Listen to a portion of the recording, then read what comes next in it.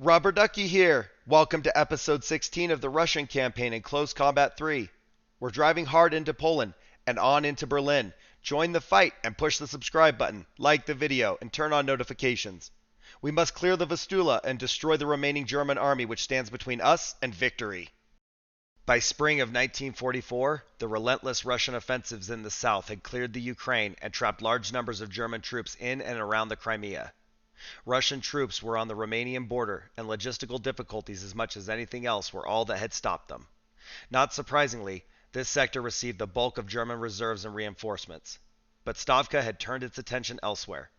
Belorussia was still in German hands, and now stood vulnerable with long flank to the south. If Russian forces could find a way to negotiate the Pripet marshes, then Stavka could aim an enormous array of forces that would smash the Germans' army group's center, liberate Belorussia, and place Russian forces at the Polish border. The Russians had already demonstrated their mastery of Maskarovka at Moscow, Stalingrad, and Kiev. The summer offensive of 1944 was to be the crowning achievement in this practice. The Germans were caught completely unaware of the concentration of Russian forces in front of Army Group Center. In fact, significant German panzer forces had been sent south where the Wehrmacht expected further Russian advances to take place. As a result, Army Group Center was a largely static infantry force with few prepared defenses and woefully inadequate reserves. The Russian offensive quickly smashed the eggshell defenses and thrust deep behind German lines. Again and again, the Wehrmacht attempted to establish a new front line, but the pace of the Russian advance outpaced the German plans. 3 years of mobile warfare had taught the Russians a number of lessons about modern armored combat, and these lessons were applied to good effect. Pockets of resistance were isolated and bypassed. River lines were audaciously breached before German defenses could be organized. Tank armies operated as combined arms forces with good coordination of air and artillery support. Even the logistics arm was reasonably well prepared. The offensive was finally halted on the banks of the Vistula, well inside pre-war Poland. The natural defensive barrier, new German reserves, and the exhaustion of the Russian forces combined to end the offensive. Army Group Center was annihilated. Army Group North was trapped, and the ultimate outcome of the war was clear to everyone except Hitler. July 27, 1944. Our forces have reached the Vistula River. Your objective is to expand the Red Army's bridgehead forward to Mariupol, then hold your ground until reinforcements relieve you. Your battle group will be attached to the 8th Guards Army. The fascists have the 19th Panzer and Hermann Göring Panzer divisions on your front. Reconnaissance reports the enemy is weak, but you can expect counterattacks. The hills, forests, and marshes will provide the enemy with ample opportunity for ambushes. While you move forward, do not relinquish your hold on the town of Magnusev at the base of the bridgehead. To do so invites disaster. Your success is the first step in liberating Warsaw. The Red Army is barely across the Vistula River. Your objective is to expand the bridgehead by securing Magnusev, but don't jeopardize the bridgehead itself. Your command is attached to the 8th Guards Army.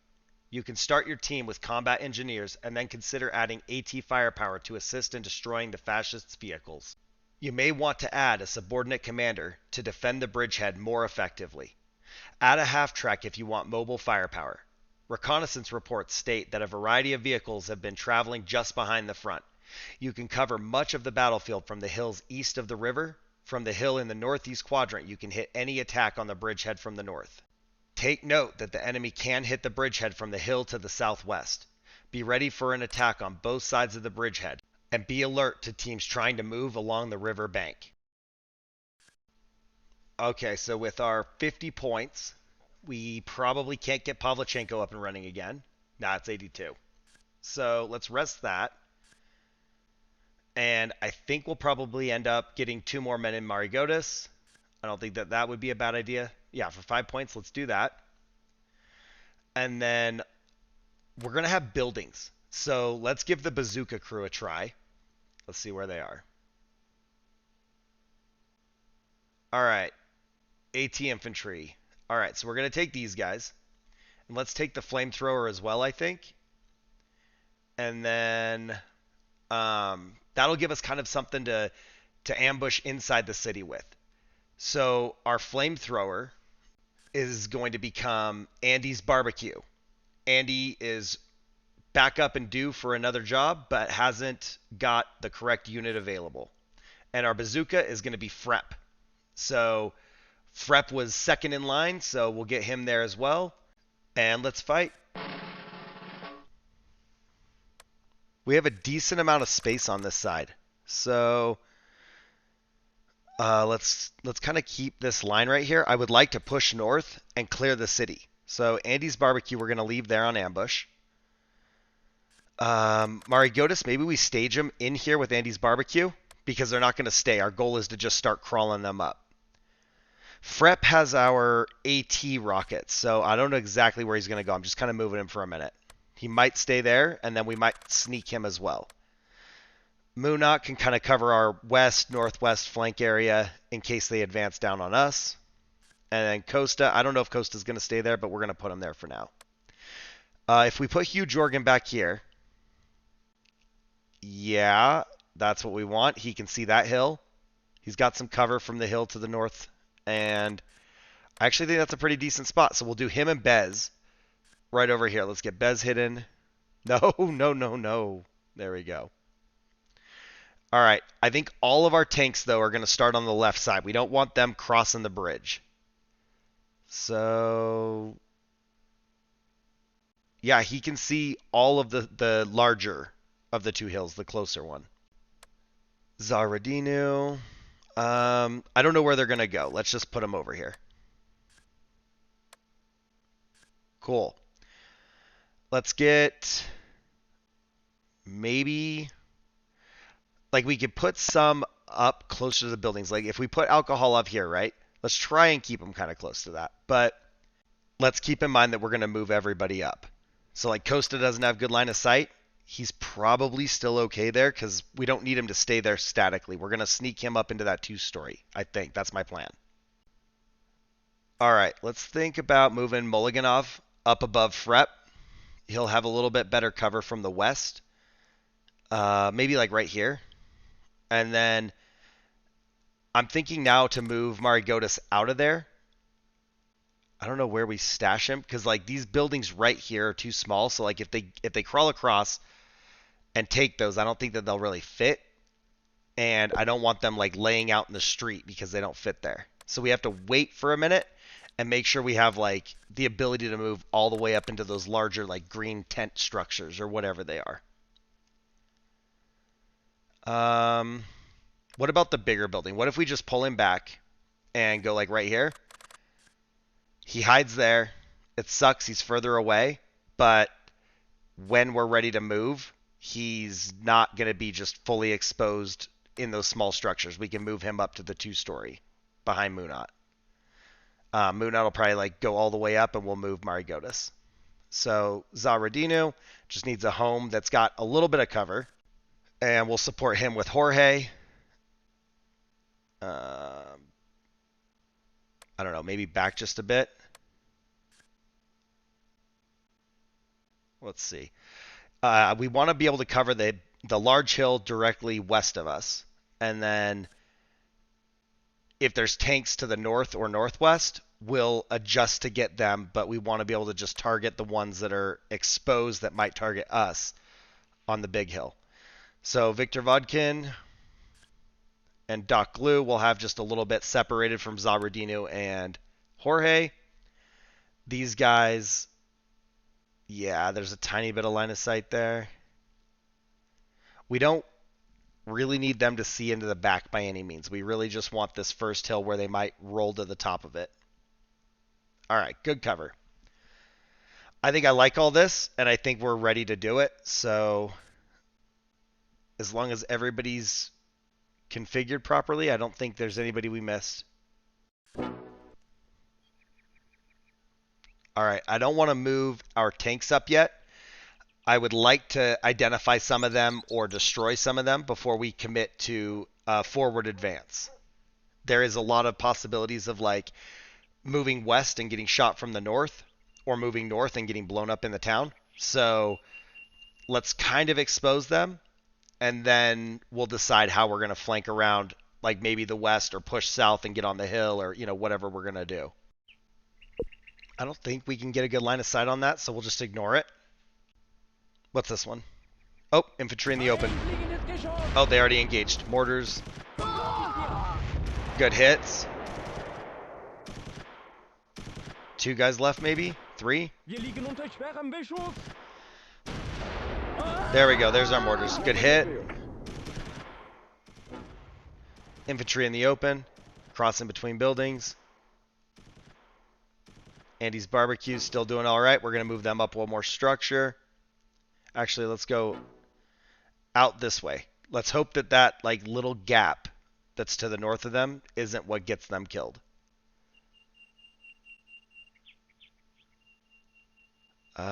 We got infantry up here somewhere.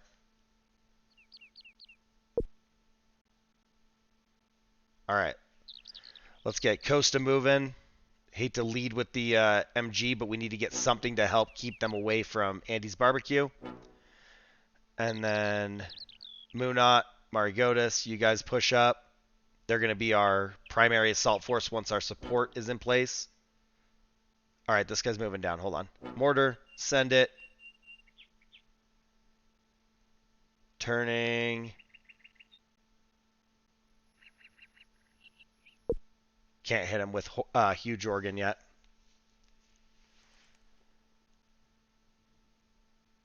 Come on, Mulliganov. You can do it. There we go. Uh-oh. Captured T-34. Where's he going?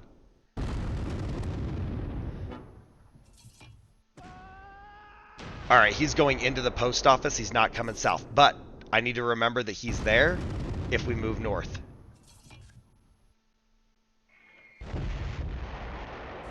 Must be them that was screaming and not us.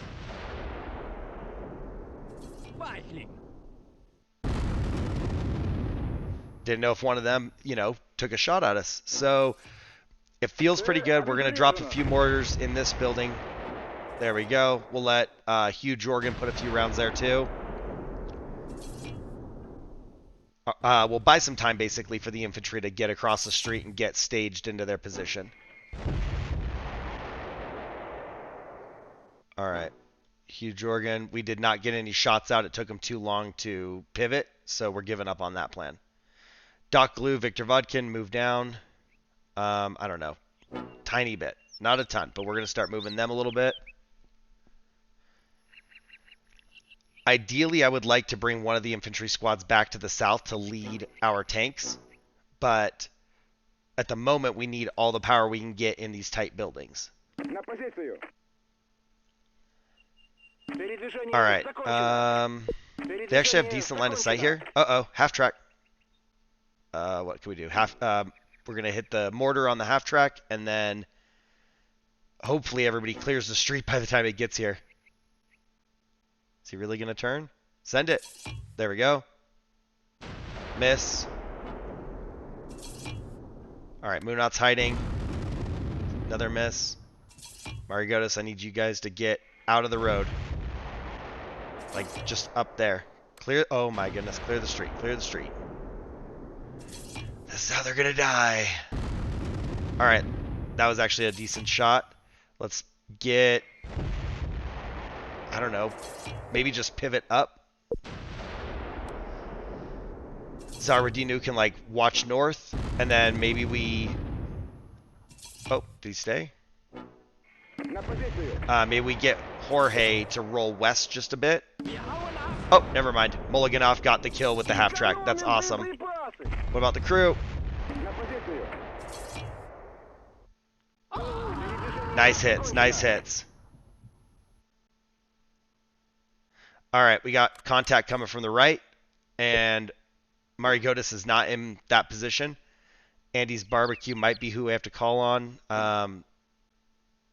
Do we mortar this guy? He's out of range and line of sight. Let's just drop some mortars on him anyway. They are pivoting. And send that. We got 5 rounds left.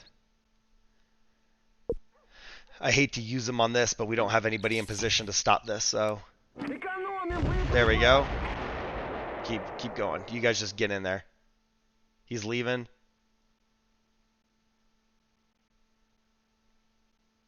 Maybe. Alright, there we go. Kill him. What's on fire? Was that a Molotov? Is that what that was? Okay. Start moving up. They can take the Magnusev flag. Watch west. Watch southwest.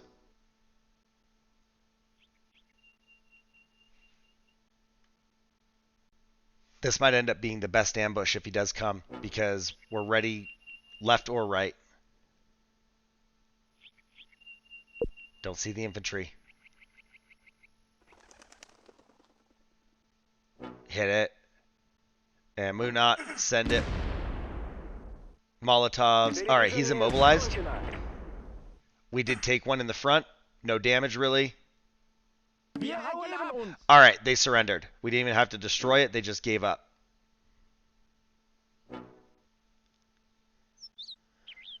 Alright, I'm going to put Jorge out in the street, I think, and turn him north. So, let's prepare the battlefield for that. So let's get these guys down here with these tanks, because we're going to start moving them south and west. Let's get Marigotis going, I don't know. Well, hang on. What if we move Frep up to the 2-story? That way we got rockets at the front line. And then we could leave Marigotis there for a minute in case anybody comes from the north. Our biggest thing is waiting on Munat to get south to Viktor Vodkin and Doklu. Here come mortars. Mortars are inbound. I'm going to move Alcoholov north to keep the people up there in our support. This is the problem with not using sneak. The mortars instantly saw us. Let's move the tanks. That's just infantry, right? Yeah, it's got to be in the building. Let's get the tanks moved up a little bit too. So you guys, actually, let's go one west and one southwest. Not too close to where the infantry was. Munat can go all the way to the river too. They're doing fine. The mortars have ceased. So let's use this time to maneuver. I don't know. Can we get Zaradinu out that way? Let's get Jorge Castillo, like I said, out here in the street. He'll cover north. Zaradinu's going to go out to the same spot and cover south. And then Viktor Vodkin, you're on defend. And let's send a round right here, just to be safe. That'd be a good AT gun spot. Ooh, what's he engaging? Oh, they had an 88 right there that he found. That's freaking nuts. Way to go, Jorge. Okay, that was it. Once we killed that 88, they were done. So, only a minor victory. But we have no losses. No casualties of any kind, actually. We killed 7, we wounded 9, we took 3 prisoners. We destroyed 1 half-track, 1 88, and captured their T-34 back. That's a pretty solid start. I really like that. Our operation disagrees. Currently, still a total defeat. We're going to have to step it up in the next one. In the roster, we've got some experience gain in Alcoholov. Pavlichenko, no change. Bez, no change. But Bez is actually a really good leader now. Marigotis, a little bit of experience and morale boost. Nothing overly exciting. Munat, tiny bit of leadership, tiny bit of morale, some experience. And just the way things shook out, Viktor Vodkin didn't really get any action, but Jorge did kill that 88. I really would like the driver to increase his morale. I'd like him to be more confident. Zaradinu, a little bit of gunner action. He's got some experience gain. And then Andy's Barbecue got some experience. Costa, Frep, experience. A little bit of morale, but nothing major. It was a pretty passive battle. They gave up pretty easily. So I don't think that our lack of growth in any of these units is anything against us or them. It's really just that the Germans gave in. Marigotis has 10 braveries for that assault. No kills. Munat, 3 braveries, no kills. Viktor Vodkin did manage to get 3 of the infantry that were out there in the field. Jorge got 2 soldiers. And let's see, Quellis was inactive. Zaradinu got 2 soldiers. I'm kind of curious, didn't Jorge get the 88? I guess he didn't get credit for a gun destroyed. Doc Glue got 1 soldier. Hugh Jorgen stayed static in the back. Mulliganov got the half-track, so he got a vehicle kill and 2 soldiers. Nothing with Andy's Barbecue, Costa, or Frep. So overall, though, good showing. Nobody got hit. That's the big thing for us.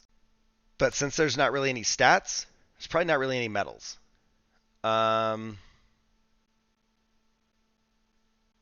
Really? There's no medals. Okay. Let's do the next one. You can now complete another step on the march into Poland. Your objective is to clear the enemy from the hills and secure the road that winds westward. Your command continues to be attached to the 8th Guards Army. You should once again refit and, if necessary, replace your teams. Add more armor or mobile support if you can. Intelligence indicates the Germans are about to crack, but you know they'll continue fighting until you wipe them out. If you haven't already, you might want to consider a second commander to split your force and maintain effectiveness. You can hit a variety of targets from atop Hill 208, and the hill on your north flank also offers good shooting. It might also be a good jumping off point. However, you can expect heavy enemy resistance to any advance you attempt on the north flank. If you can get across the valley and place heavy weapons on Hill 204, you can cave in the enemy's flank. On into Poland, comrade. All right, we've got 270 points now, so that's looking a little bit better. I think let's look at our tanks. So, Victor Vodkin, depleted. And, all right, we have Stalin 2 tanks available. So, I don't know if we take the regular to get to the Stalin 3 sooner, or if it matters. They're both the same price. So I think what I'm going to do is I'm going to pause here for a minute. I'm going to put out a post, see what you guys think, and then we'll come back to this. So it seems like there's a pretty even split amongst taking the guards or the regular.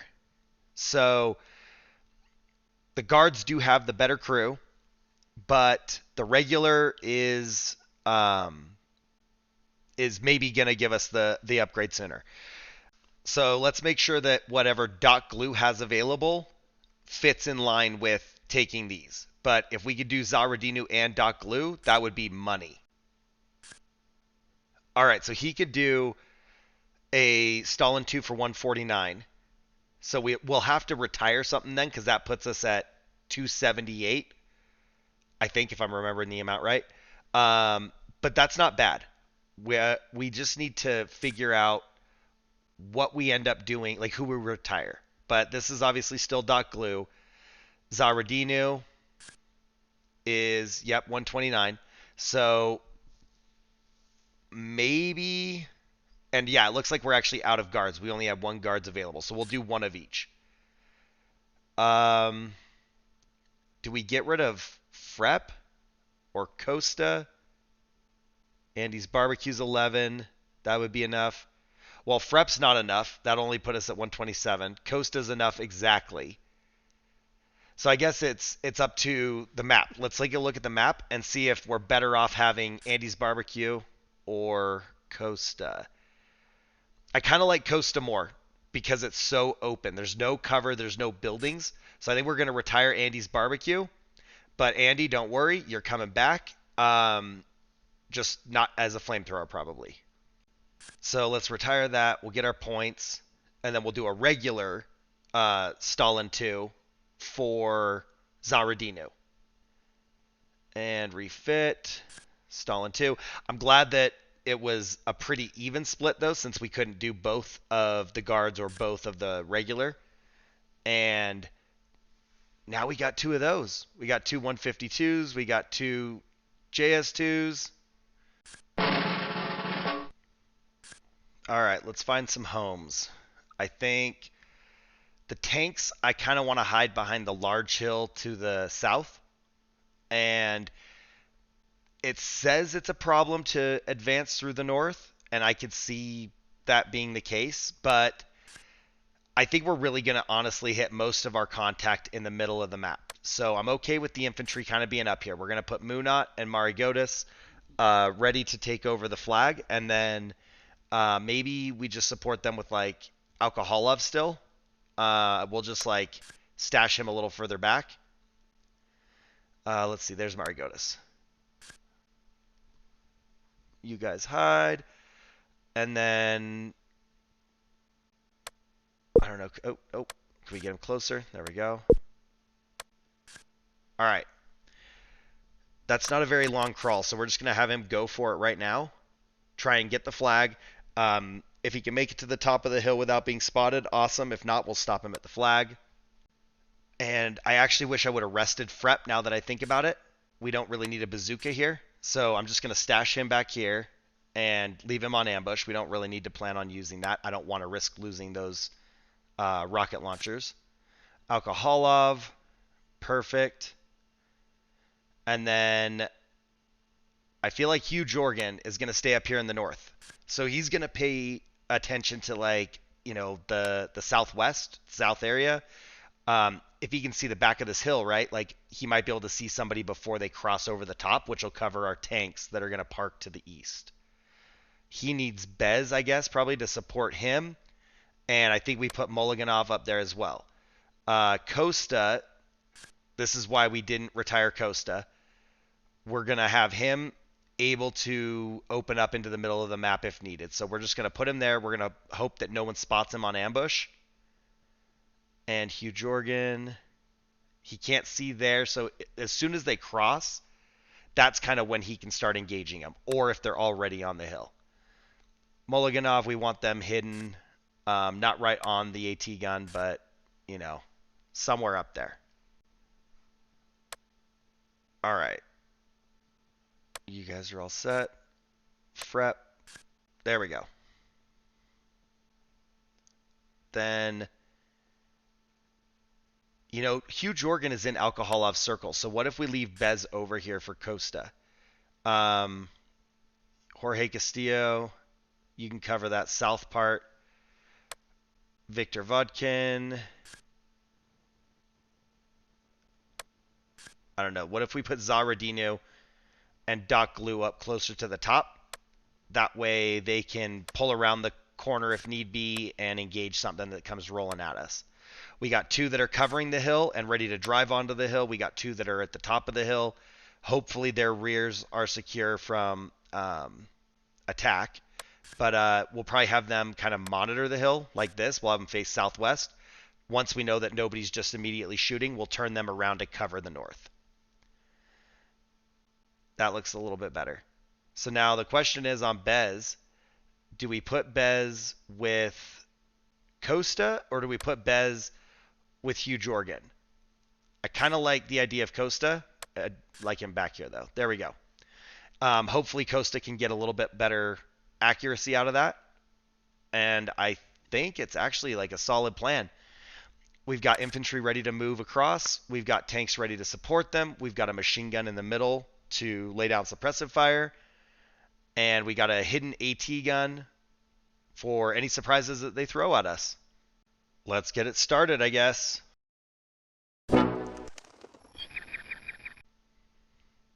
We do want to be ready for him, but I don't want to go out there.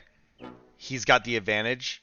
He's just kind of sitting there. So I don't think we go after that. Oh, dude. You guys decide to reverse. All right, that's cool. Turn around. Actually, go over here more. They're running from us. I don't know if they saw us and they're like, no, we're not doing this. But they are running. The Yog Panther, though, he's just staring at us. So, like, uh-oh. They're mortars. Send ours. Okay, they're mortaring, I think, at Hugh Jorgen. That should have killed him. It, like, dropped between his legs. Costa's going to take care of him, though. I don't know if we move just, like, right here, you think? Like, we just send it with Jorge and Victor Vodkin. I don't want to do the boys in the north. I don't want them to come around the hill. But since that Yog Panther's just, like, looking at him, what if we move these other guys up there? And you can see he's crawling across the map right now, right? Like, there he is in the mud. So if Victor Vodkin, like, pops on top of the hill and just, like, gets a shot off, that might be an easy kill. Hugh Jorgen would have black if he was able to target him right now. So I don't know that that's great. Dude, turn around. Costa and Bez are getting to safety. And Victor Vodkin, send it right there. We got Jorge. Oh, Yog Panther is burning. Let's get the crew killed. Let's watch out for that Panzer Shrek. I don't know that he's going to pop up and get us, but he's fairly close, like 70 meters away. All right, you guys, back down the hill. Do not turn around. Just reverse down the hill. And another... Oh, platoon leader. Okay. Another infantry squad. All right, now, Costa, you're going to take a new position. So the mortaring has kind of stopped. Let's actually not even go that far. And Bez just right behind him. Okay. We didn't do anything. All right. Minor victory. Killed 3. Wounded 3. No casualties on our side. Destroyed 1 tank. So there was nothing I could do there. I would have delayed that a little bit. They just gave up. So we've got 10 total kills, 12 total wounded, and 3 total prisoners. We have no losses on our side. We've killed a tank, captured a tank, killed a half-track, killed a gun, and we're styling. So not going to be a lot of changes in here, I don't feel like. Mary Godas has some experience. Moonot has some morale. Nothing with Doc Glue. Zaradinu's got like almost flawless experience. Victor Vodkin is like pimping over there. Jorge, little bit of holes that could be filled in. Hugh Jorgen just sat there. Mulliganov, no. Costa got a couple kills, so he's got a little bit of movement in the morale and the experience. Let's see. Moonot got 10 braveries for crawling to the flag that was uncontested. Just not even going to talk about that. Victor Vodkin got 1 tank, 1 soldier. Jorge Castillo got 3 soldiers and 4 braveries. And then Costa got only 1 of the kills with the machine gun, but he did get that Panzer Shrek guy, so he got 1 of those. All right, Victor Vodkin got a red star. Awesome. Look at how decorated he is. I mean, he's got the Kutuzov, 3 red banners, a red star, and a Patriotic War First Class. And those are actually, that's the only 1 medal that we got this fight. So, on to the next one. Let's try this again. We can do it, and hopefully it goes well. The fascists will try to keep you from reaching Mariupol. Your objective is to secure the town at all costs. Your command is again attached to the 8th Guards Army. Your junior commander should now be experienced enough to handle a tank. Observers report seeing and hearing enemy armor moving behind the front line. You can add AT infantry to help against the tanks. You might want to use your infantry to draw their tanks into ambushes or kill zones, so look for positions that give you crossfire. Use support weapons, mortars and machine guns, to break up infantry attacks, rather than using tanks or AT guns. Remember, don't use AT guns unless you have a kill shot. The hills in enemy hands are good positions. Anything you can do to hit them with fire will help your cause. Teach the fascists a lesson. We have 218 points. Let's see. Doc Glue. No. All right, we're depleted on that. Depleted. Alcoholov. We can't get the 85mm T-34, but we could just take a regular T-34 to get these guys back into tanks. So we're looking at like 160 of our 200 points there. And I think we're going to take that and make both of these guys T-34s. That leaves us 59. Unrest him. And, you know, maybe it would have been better to do Quellis. Hang on. Revert that back. Quellis is... Oh, we can only go to a 122 with Quellis. But that's 150. So then it becomes the question of, like, if we took Quellis, we can only do 60. 65, something like that. So I do think this is maybe the way to go, is the 2 T-34s for Pavlichenko and Alcoholov. So rename, and then Pavlichenko. If we do him, where did that that left us at like 60 points again. So we could take like an infantry squad and just kind of like use the points up. And then that way we've got like a few squads that maybe we can retire going into the next operation if we need to. It's not worth trying to retire these guys now and do anything with Quellis, obviously. So like we just sit here. I don't see any upgrades that are worth taking, right? So elite, we could take elite guards infantry. We'll take the engineers with flame. That's 55. We could clear up 1 point to take the guards airborne. I don't know that we sell Frep for that. I guess since they're both flame engineers, like they have the exact same equipment, right? It really is just the morale and experience difference. So I'm probably overthinking this. Yeah, like we're looking at the difference between excellent and tough veterans and like battle hardened shock troop kind of guys. So I think let's not waste time on it. We'll just take the regular flame engineers. That fills up our roster. It also uses our points. And this team though is going to be a nod to Andy because we had to retire him earlier, but it's going to be Andy's assault. So we're getting him back in the battle since we only had him for one battle, and we'll see if we can find him another unit as we jumble in the next operations. All right, so if we go a little bit spread out here, I kind of like the idea of putting a few of the tanks in the bottom, a few in the top, and a few in the middle. We don't know where they're going to be, and we don't know what we're going to have to do to clear the town. So I kind of like the infantry, like top to cover our flank from them coming from the hill, and then also like mid, they can kind of start pushing down where the crossroad is and like sweep the south half of the town, because the north third of the town is like all unoccupied. We don't need as much up there in that way, I don't think. So like if Costa was here, he can not see a lot of stuff, but he can kind of see. It's going to be a guessing game right now, trying to figure out where to put everybody. All right. Now, Doc Glue does have decent line of sight. So does Jorge. But are they too close? Like maybe that's our next debate is while they're kind of obscured and they can see the targets we want them to see, like that's 72 meters. So I think we just pull them straight back like, I don't know, 50 meters more. Okay. Like that was like 30, 35. As long as we're like that 100-meter range out of the bazooka range, or the Panzerschreck range, I mean, I think I feel a little bit more comfortable with them spawning right there. All right, so Costa is close to his building.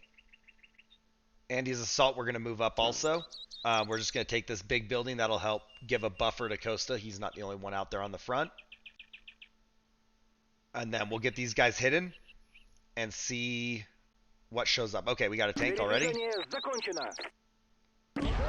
Okay. Everybody just targeted that all at once. I did nothing. Oh, that was beautiful. So 30 seconds in and everybody's like, you know what? That's my kill. There's no infantry left there. And like really 3 of the tanks can see that. All right. Back to the waiting game. Andy's assault is halfway to their destination. Costa is set up shop.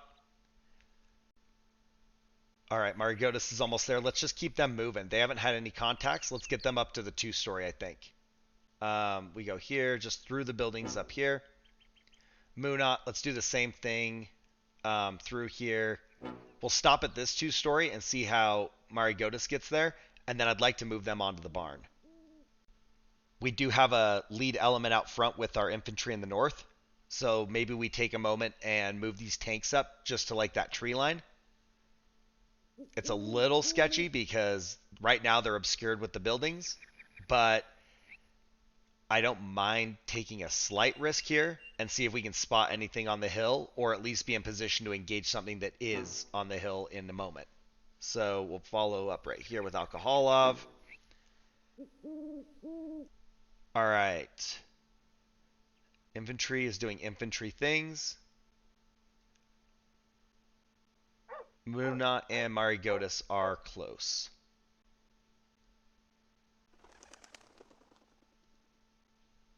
All right, Zaradino, just floor it. All right. We have no sign of enemies on 239. I don't know if it's going to stay that way. We don't want to get too far out in front without the infantry, but this at least gives us line of sight to support our infantry should enemies come over or begin engaging them. It's hard for me to be patient. I want to just like charge ahead. All right, you're almost there. Let's get Bez moved up just a smidge. We want to keep these guys as close to Bez as possible. He doesn't have a great circle, but if we can keep them near, that's not bad.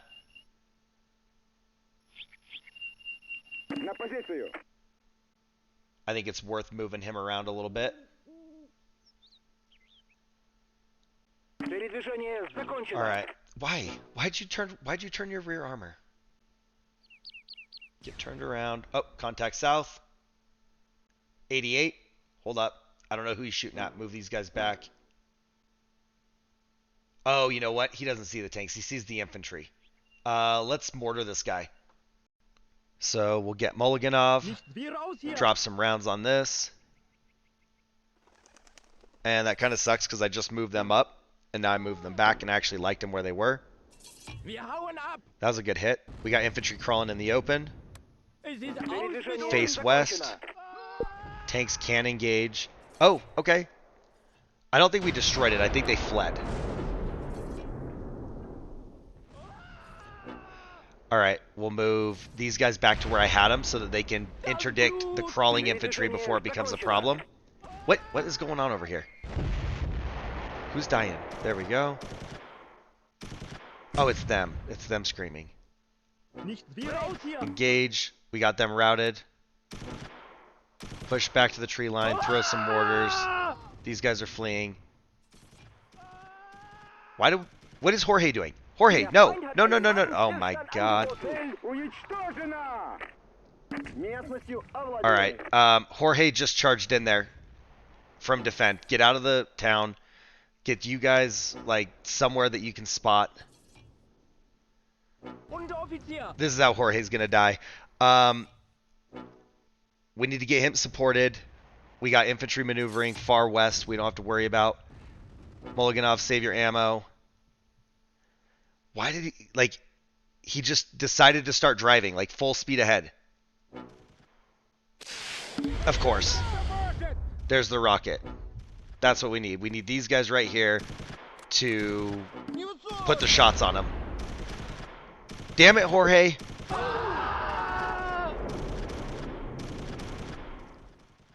I mean, I've seen him move a little bit. I haven't seen him just, like, full throttle 100 meters across the open.